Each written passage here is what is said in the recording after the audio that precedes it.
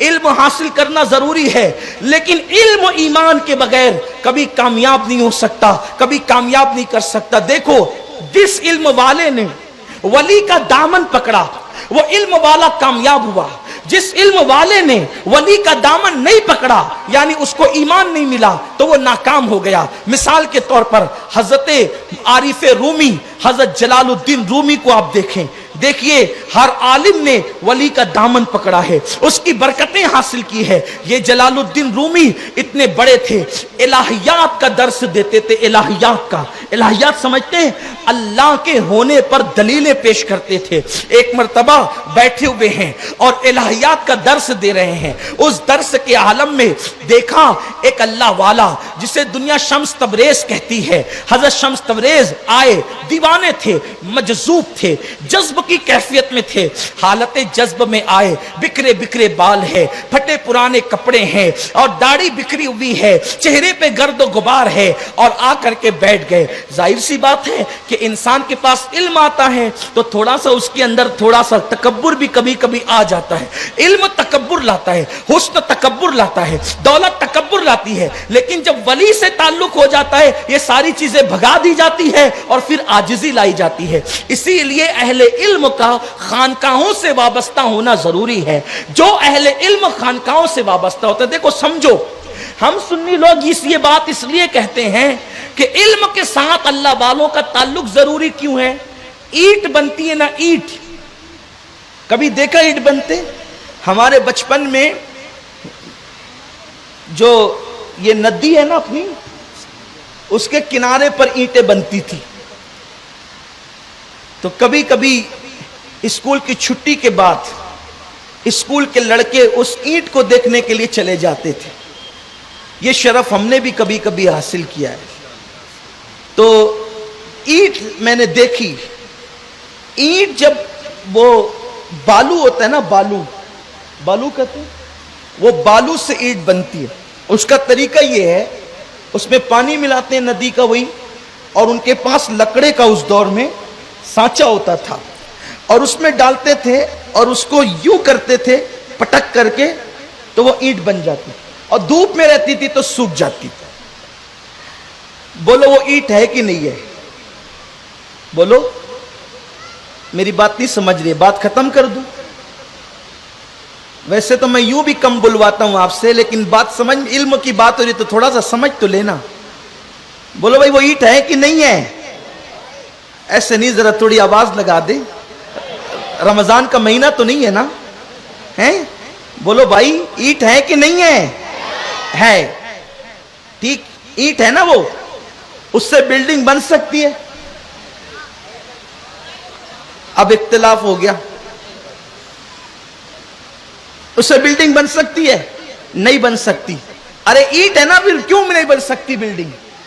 اس لیے کہ وہ اینٹ ہے، دیکھنے میں اینٹ، لگنے میں اینٹ، حسن میں اینٹ، پیمائش میں اینٹ، لمبائی میں اینٹ، چوڑائی میں اینٹ، خمیر میں اینٹ، ضمیر میں اینٹ، لیکن اس سے عمارت نہیں بن سکتی۔ کیوں؟ اینٹ تو ہے مگر کچی ہے۔ اب یہ اینٹ عمارت کے قابل کیسے ہوگی؟ تو کہا جاتا ہے اس کے لیے ایک بھٹی لگانی پڑے گی، اور بھٹی میں کوئلے ہوں گے، اور آگ سلگانی پڑے گی، اور پھر اس میں اس کو جلایا جائے گا یہاں تک کہ وہ خاکستری اینٹ لال لال اور سرخ ہو جائے گی، اور پھر اب اس سے اینٹ بنے گی۔ اینٹ تو دونوں ہی ہے، لیکن اس کو لات مار دو تو وہ ٹوٹ جائے، اور اس سے اگر آپ سر ٹکرا دے سر پھٹے گا، اینٹ نہیں ٹوٹے گی۔ بھئی دونوں اینٹ ہے، دونوں میں فرق کیا ہے؟ اس کو لات مار کے توڑا جاتا ہے، اس کو سر سے بھی توڑا نہیں جا سکتا۔ اس کو لوگ جو ہے پانی کے چھینٹے ڈال دو تو بہ جائے، اس کو تو جو ہے عمارت بنائی جاتی ہے، مسجدیں بنتی ہیں، مدرسے بنتے ہیں، تعمیرات ہوتی ہے۔ اینٹ اینٹ تو دونوں ہی ہے, دونوں کا وزن اتنا, دونوں کی لمبائی اتنی, دونوں کی چوڑائی اتنی, سب ویسے ہی ویسے ہے, لیکن دونوں میں فرق یہ ہے کہ وہ صرف اینٹ ہے اور یہ پکی اینٹ ہے, اور یہ اینٹ پکی اس لیے ہے کہ اس کو جو ہے بھٹی مل گئی ہے, بلا تشبیہ بلا تمثیل, صرف سمجھانے کے لیے کہتا ہوں, ملانے کے لیے نہیں کہتا. علم دونوں طرف ہے, علم والے دونوں طرف ہے. ایک کچی اینٹ کی طرح ہے جس کو خانقاہ والوں سے جو ہے وہ تربیت اور تصوف اور تزکیے کی تعلیم نہیں ملی ہے, وہ کچی اینٹ کی طرح ہے تو وہ بھی اینٹ لیکن عمارت نہیں بنا سکتی. اور یہ خانقاہوں میں آ کر کے اس کو جو ہے وہ پیٹا جاتا ہے, ذکر کروائے جاتے ہیں, تزکیے کرائے جاتے ہیں, اور پھر اللہ والوں کے دل کی روشنی سے اس کے دل پر جو ہے شعاعیں ڈالی جاتی ہے اور اس کو مضبوط کیا جاتا ہے. تو وہاں حال یہ ہے کہ وہاں 600 پہ انگریزوں کے ہاتھوں بک جاتے ہیں, اور یہاں اللہ اکبر پھانسی کھا کر بھی انگریزوں کے ساتھ ہاتھ ملانے کے لیے فضل حق کی شکل میں تیار نہیں ہوتے. فضل حق بھی عالم ہے اور فلاں صاحب بھی عالم ہے, وہ 600 پہ بکے, یہ جان دے کر مساوا بھی نہیں کرتے. بات اتنی ہے اس کا خانقاہ سے تعلق نہ تھا, فضل حق کا خانقاہ اور ولیوں سے تعلق. نعرہ تکبیر, نعرہ رسالت, نعرہ حیدری, علماء اہل سنت. سبحان اللہ, سبحان اللہ. علم والے وہی معتبر ہے جو ولیوں سے جڑے, کیونکہ ولی خود بکتا نہیں, بکنے نہیں دیتا, اور ولی کی چوکھٹ سے جو وابستہ ہو جاتا ہے وہ بھی بکا نہیں کرتا. بات اتنی, ورنہ یہاں تو روز کتابیں بھی بکتی ہے اور اہل کتاب بھی بکتے ہیں, یہاں تو روزانہ دل بھی بکتے ہیں اور دلدار بھی بکتے ہیں, یہاں تو حسن بھی بکتا ہے اور حسین بھی بکتے ہیں. بات اتنی ہے, یہاں کون سی چیز خریدی نہیں جا سکتی, لیکن جو ولیوں سے وابستہ ہو جائے, اس لیے کہ ولی خدا سے وابستہ ہو جاتا ہے. بات اتنی ہے, علم حاصل کرو مگر وہاں سے جہاں خانقاہوں کا تعلق. الحمدللہ ہمارے یہاں خانقاہیں اور اوریجنل ہے, بریلی سے لے کے کچوچا تک, کچوچا سے لے کے ماہریرا تک, ماہریرا سے لے کے دیوا تک, اور نام بھی ایسے ہی ہے کہ لیوا نہیں بلکہ دیوا. پھر کلیر بھی ہے, پھر مسئولی بھی ہے, پھر کالپی بھی ہے, پھر اجمیر معلیٰ کا کہنا کیا, سرکاروں کی سرکار ہے, الہی تابوت خورشید و ماہی, چراغ چشتیہ روشنائی, اور پھر وہ بارگاہ جسے سلطان الاولیاء سید الاولیاء غیاث العالمین غوث القونین سیدنا شیخ عبد القادر جیلانی غوث العظم دستگیر رضی اللہ تعالی. پھر ایک سلسلہ ہے ہمارا کربلا سے اور نجف تک بفضلہ تعالی. اسی لیے سرکار نظمی نے کہا ہے کہ ملتا ہے مصطفیٰ کا در, آل رسول کے طفیل, ماہریرا سے مدینے تک روحانی ایک سرنگ ہے. الہیات کا درس پڑھانے مولانا رومی, ان کو مولانا روم کہا جاتا ہے. عارف رومی بعد میں بنے, یہ پہلے مولانا تھے, مولانا جلال الدین رومی. ان کو رومی, توجہ کریں, رومی ہونے پہ فخر تھا کہ میں رومی ہوں, اور بہت بڑا علامہ روم کا. مدرسہ میں پڑھا رہے تھے, اور شمس تبریز جو مجذوب تھے, اللہ کے ولی تھے. دیکھو ہر پاگل مجذوب نہیں ہوتا, لیکن ہر مجذوب دیوانہ لگتا ہے, اور وہ دیوانہ اس لیے لگتا ہے کہ اس پہ عشق کا رنگ غالب ہوتا ہے. تو لوگ ان کے بارے میں, شمس تبریز کے بارے میں آ کر کے مولانا کو بتاتے تھے. مولانا کو معلوم نہیں تھا, تو مولانا ان کے بارے میں الگ الگ فکرے کستے تھے, کمٹمنٹ پاس کرتے تھے. ایک دن کیا واضح شمس تبریز دیوانے تھے, وہ بغیر کسی دعوت کے چوں چرا کے ان کے مدرسے میں گھس آئے. اور مدرسے میں گھس آئے, ذرا توجہ کرنا, دیکھو علم والوں, ایمان والوں سے تعلق جوڑنا, اللہ والوں سے تعلق جوڑنا کتنا ضروری ہے. گھس آئے اور اس کے بعد کتابیں پڑھی ہوئی تھی, پڑھا رہے تھے. اور جو دلیل زیادہ دیتا ہے نا, جو دلیل, اکثر ایسا ہوتا ہے کہ دلیل دینے والے کے پاس علم زیادہ ہوتا ہے, اور علم زیادہ ہوتا ہے تو کبھی کبھی تھوڑا سا نفس جو ہے پھنکارنے لگتا ہے. ایسے ہی ہوا, حضرت شمس تبریز آئے, آنے کے بعد کہا یہ چیز, کتابوں کو دیکھ کر پوچھا یہ چیز یہ کیا ہے, یہ چیز یہ کیا ہے. مولانا صاحب, مولانا صاحب نے بڑے جو وہ تکبر کے لہجے میں کہا, قالست, یہ قال پڑھنے لکھ نہیں بات، آپ کو نہیں سمجھے گا، یہ جاؤ، آپ کو سمجھ میں نہیں آئے گی بات، جاؤ. اس لیے کہ دیوانے کو کیا مطلب؟ منطق سے، فلسفے سے اور دلیل سے کیا مطلب؟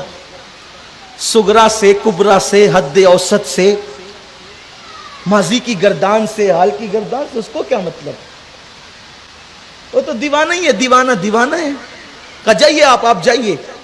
یاد رکھنا، علم کے ساتھ اگر اخلاق نہ آئے پھر وہ علم نہیں ہے. ایک ہے علم، ایک ہے علم. ہاں، علم کے ساتھ حلم آئے تو بندہ خود اللہ والا بنتا ہے. علم کے ساتھ اخلاق آئے تو بندہ اللہ والا بنتا ہے. بغیر اخلاق کے علم کی کوئی قدر نہیں، کوئی اس کی برکت نہیں ہے. بغیر عمل کے علم کی کوئی برکت نہیں ہے. بزرگوں نے فرمایا علم عمل کو دعوت دیتا ہے. عمل آتا ہے، علم رہتا ہے، ورنہ علم بھی چلا جاتا ہے. پھر بھول جاتا ہے انسان، علم ہی کو بھول جاتا ہے. انہوں نے کہا اس لیے کہ ابھی تک کسی خانقاہ سے جڑے نہیں تھے، دلیلوں میں ڈوبے ہوئے تھے. کہنے لگے جاؤ، آپ کو نہیں سمجھے گا. اسی درمیان میں یہ ہوا کہ لیکن اللہ والے کی شان تھی، وہ بیٹھے رہے، ان کے بگانے پہ نہیں گئے. کوئی دوسری ضرورت پیش آئی مولانا کو، مولانا اٹھ کر کے گئے. انہوں نے ساری کتابیں اٹھائی اور جو مولانا کے مدرسے کا حوض تھا اس میں ڈال دیا. اب اس دور میں کتابیں چھپتی نہیں تھی بلکہ لکھی جاتی تھی کتابیں. تو اب جو روشنائی سے لکھی ہوئی کتابیں ہوں اس کو تو پانی لگے تو وہ بہہ جائے. چھپی ہوئی کتابیں کو ممکن ہے نہ بہے، لیکن لکھی ہوئی کتابوں کو تو بہہ ہی جائے گا. اور ڈالا اس کے اندر. اب ظاہر سی بات ہے حوض میں کتابیں گئی، پوری زندگی کا سرمایہ اسی میں. مولانا دوڑے آئے، دیکھا کہ یہ دیوانے نے کیا کر دیا، پاگل نے. تو کہا یہ کیا کیا، میری پوری زندگی کی کتابیں تم نے اندر ڈال دی سب. اب وہ ضائع ہو گئی، پگھل گئی. وہ حضرت شمس تبریز نے کہا چاہیے، نہیں سمجھے.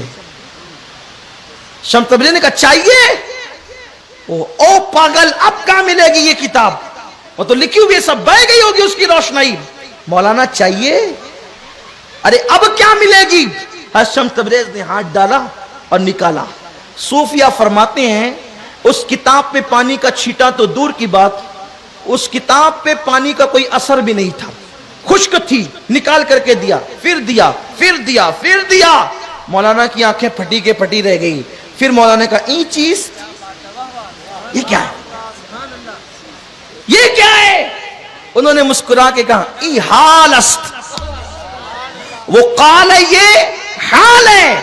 کہا اچھا پھر یہ بات ہے. قدم پکڑ لیے، پھر انہی کے ہو گئے. اور انہی کے ہو گئے. پھر اب تک کے علم تھا، شمس تبریز سے وابستہ ہوئے، عرفان نصیب ہوا. علم تھا، عرفان نصیب ہوا. علم اور عرفان میں فرق کیا ہے؟ جو پردے کے اس طرف ہے وہ علم ہے، اور جو پردے کے اس طرف ہے اس کا نام عرفان ہے. تو جب عرفان نصیب ہوا یعنی معرفت نصیب ہوئی، پہچان نصیب ہوئی، تو پھر اب شمس تبریز کی غلامی اختیار کر کے ان کو کوئی آر نہیں ہوتی. اب پاگل نہیں سمجھتے، کیوں؟ اس لیے کہ پردے کے پیچھے نظر چلی گئی تھی. اب دیوانہ نہیں سمجھتے، اب جاہل نہیں سمجھتے، اس لیے کہ آنکھیں روشن ہو گئی تھی. اب صرف ماتھے کی نہیں بلکہ دل کی آنکھیں بھی شمس تبریز کو دیکھ رہی تھی. کیونکہ شمس تبریز کو دیکھنے کے لیے شمس تبریز بننا ضروری ہے. ارے جب دنیا کے شمس کو لوگ نہیں دیکھ سکتے تو تبریز کے شمس کو کیسے دیکھ سکتے تھے؟ پھر کیفیت یہ ہوئی کہ حضرت عارف رومی کہنے لگے مولوی ہرگز نشد مولائے روم تا غلام شمس تبریزی نشد. اسی لیے ہمارے علماء نے کہا، آپ دیکھو ہر عالم خانقاہ سے جڑا ہے. مولانا احمد رضا محدث بریلوی 24 سال کی عمر تک کے یا 21 سال کی عمر تک کے مولانا کہلاتے تھے. لیکن جب کسی شمس تبریز کا دامن ملا ماہریرہ کے آل رسول کا تو دنیا نے ان کو امام اہل سنت اعلی حضرت کہا. بدایوں میں مولانا عبد القادر تھے، لیکن جب کوئی شمس تبریز انہیں ملا ماہریرہ کا تو پھر وہ تاج الفہول ہو گئے. امام اہل سنت کہلائے. اسی طریقے سے آپ دیکھتے چلے جائیں اور بھی ایک سلسلہ ہے. تو علم ضروری ہے لیکن علم کے ساتھ ان لوگوں کا ساتھ ضروری ہے جو اہل ایمان، اہل اللہ، اللہ کے ولی ہیں.